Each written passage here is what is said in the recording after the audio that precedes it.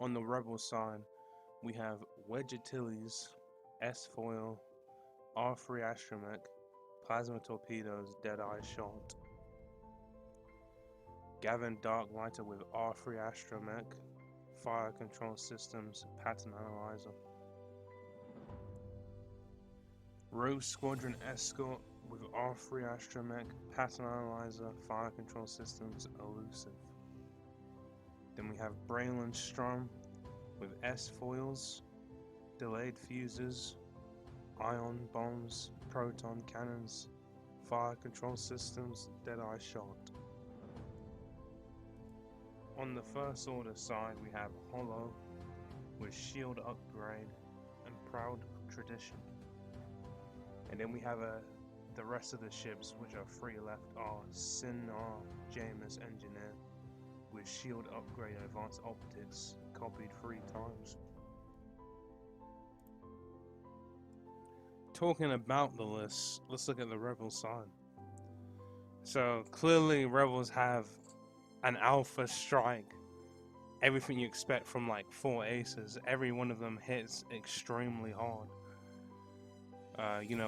Wedge, Plasma Torpedo naturally reduces your dice.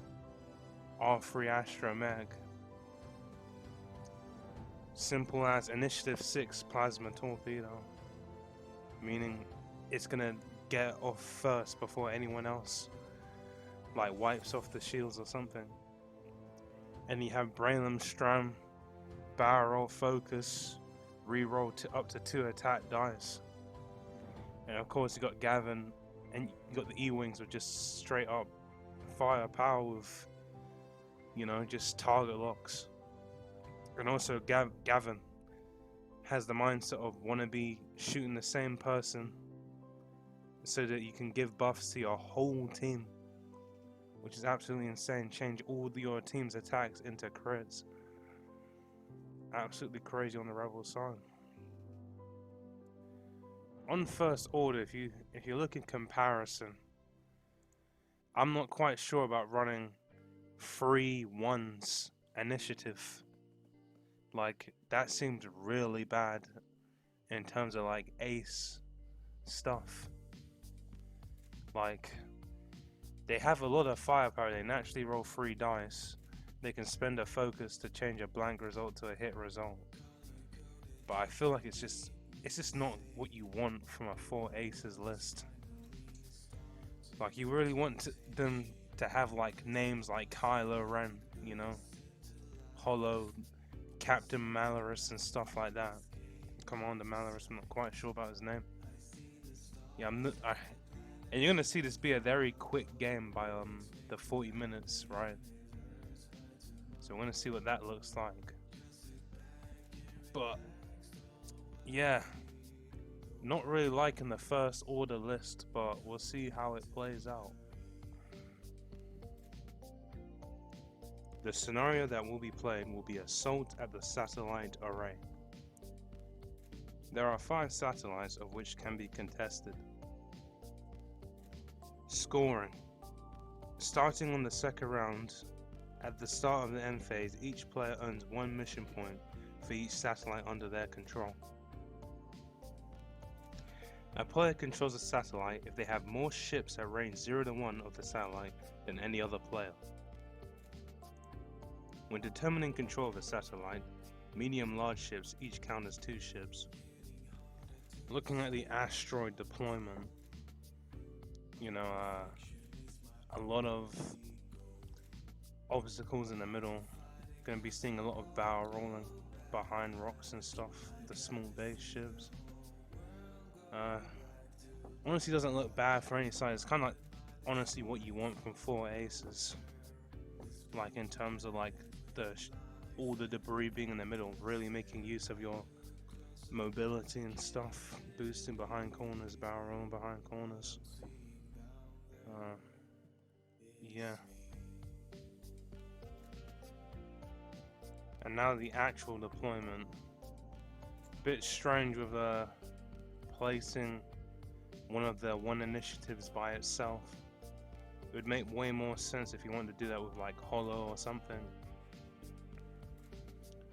I mean, one thing about them is that they're very tanky, so you gotta give them the benefit of the doubt. But the way I think probably the place is just like, if the whole mindset is they all shoot one target and you get value, probably put them all together. And then even if they clump everything up against them, you're still, you got a lot of health, you got a lot of damage. And then like Holo can do something, be placed in the near the middle, on the left, etc. And that's probably how I would place them.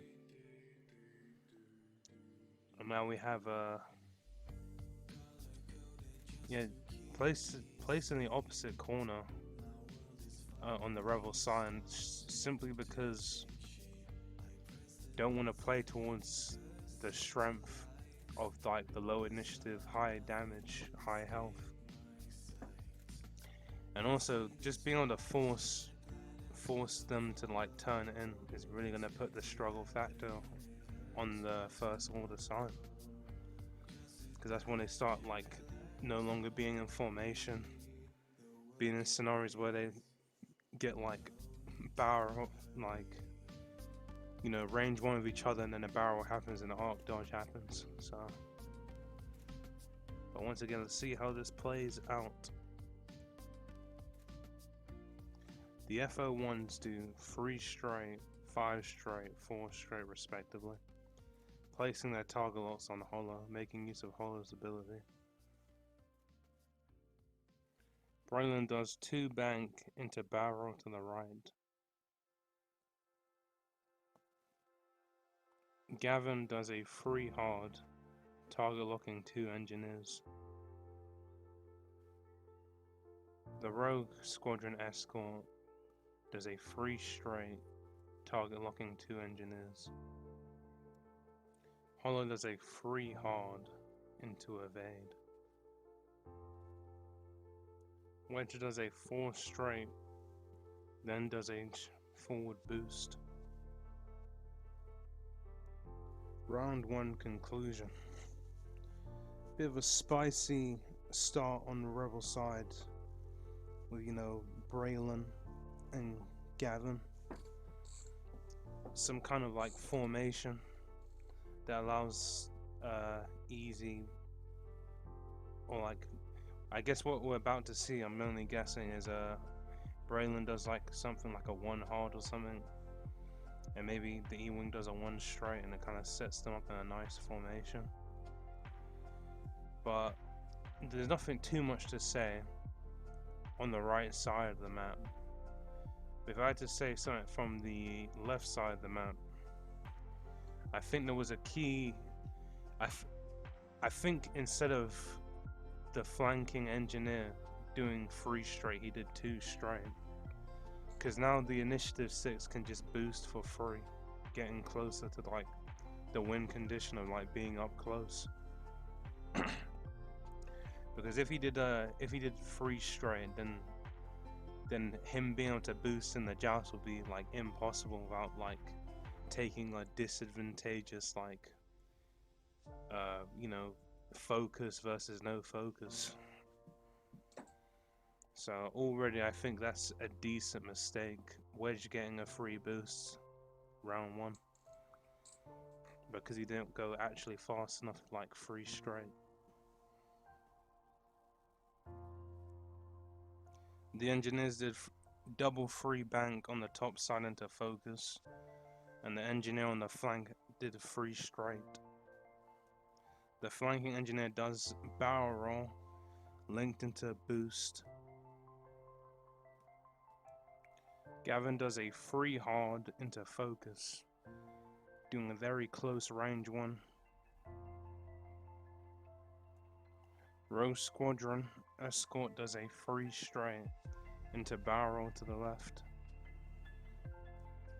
Braylon does a 2 hard linked into barrel stress focus to get range 1 and re-rolls. Holo does a 3 straight, then takes a target lock on Gavin. Wings closed, Wedge does a 1 bank, then does a focus linked into stressful boost. The flanking engineer dies to double modded shots from all 3 ships, but only managed to roll 1 natural evade on 9 dice. Only 2 engineers managed to shoot at Gavin, range 3 through a rock, 5 dice with a focus, and logically they did no damage. Rebels controls 3 satellites, First Order controls 1 satellite. Rebels has taken out a ship worth 5 points. Score is 8-1. Round 2 conclusion. Just a horrible start for First Order. If we're looking at like a play pattern in general of, you know, this kind of horrible start for your flanker, which is possible, you know, everyone's shooting at the one ship, managing to know where you are. If we're looking at the top tier version of this, I mean, something like Darth Vader is obviously going to survive. We're going to talk about 5 points, right? Fen Rao, in that situation, is going to get 5 possible successes, you know, and possibly, you know, bring Gavin down to 1 health. But of course, if we're also considering Concordia face-off, probably lives as well. And also the fact that at Initiative 6, most likely arc dodges the hell out of Braylon and Gavin. But that just shows you like the genuine play pattern. But I feel like if you play like that as well, rather than just keeping it straight exactly on the side, deciding if you're gonna take the fight by going straight and trying to arc dodge, or like immediately do it too hard at the start of the match and just like try and get away. But yeah, really brutal. I mean, the other ships are coming into play. They're getting to turn in for decently for free, but very much so a brutal start. And I feel like if you do this kind of play pattern within one initiative ship, it's always going to be like terrible. The least you can hope for with that much health and that much agility, which is free, is probably something like, you know, play it like an A1, keep it straight on the flank, do 3 straight, then do 4 straight and try and boost. And even if you play that 1,000 times in a row, you're probably going to get something a bit better than this play pattern. Wedge doing a 2 bank. Obviously the barrel would have made him bump into a friendly. Chooses to do barrel roll, which puts him closer to range 1 possibly, and leaves him naked on defense.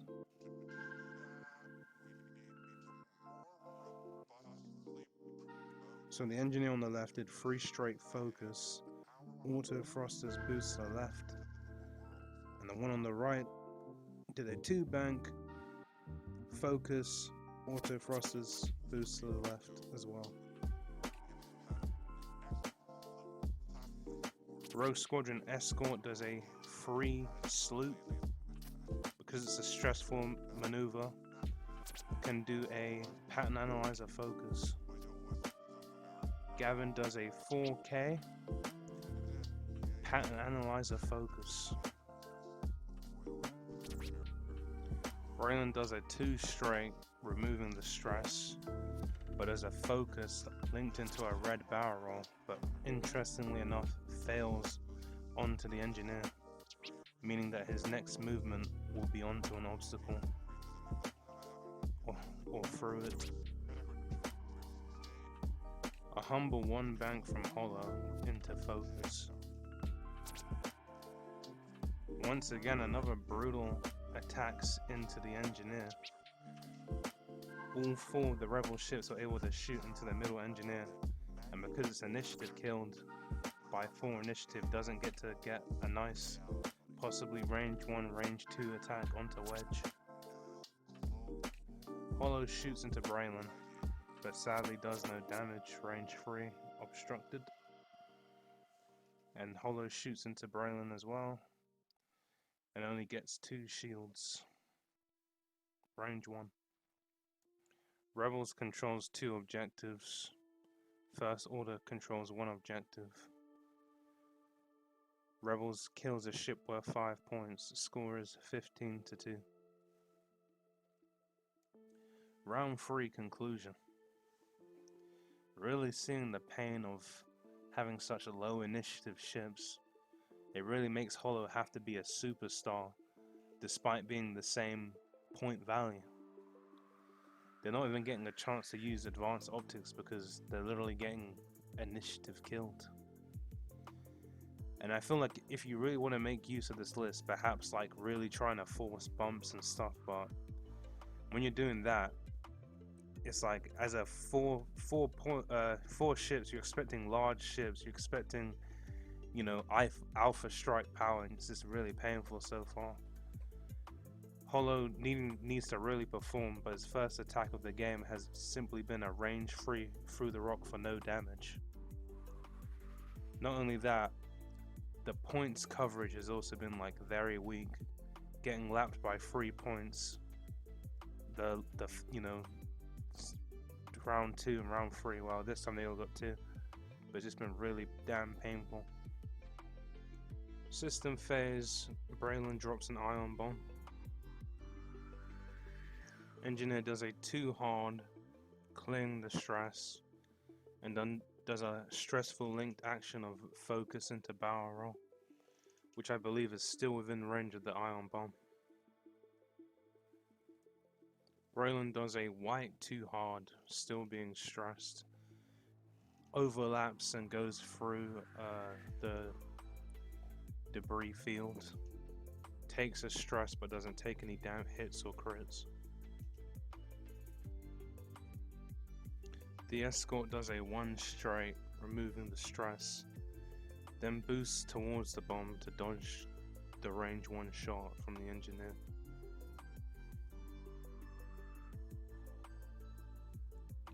Gavin does a 1 straight, clearing the stress, barrel rolls towards the engineer, but doesn't link it into target lock to get a shot off. Holo does a 2 bank, clearing the stress, then uses fine-tuned thrusters to barrel to the left, getting a deplete token, then chooses to do a forward boost. Wedge does a 3 hard, followed by a barrel to the left. Rogue Squadron and Engineer both get hit by the ion bomb. Holo rolls into Dark Light and gets 2 hits with no mods, but unfortunately Dark Light rolled 2 evades. Range 1 shot into Engineer and it loses all of its shields.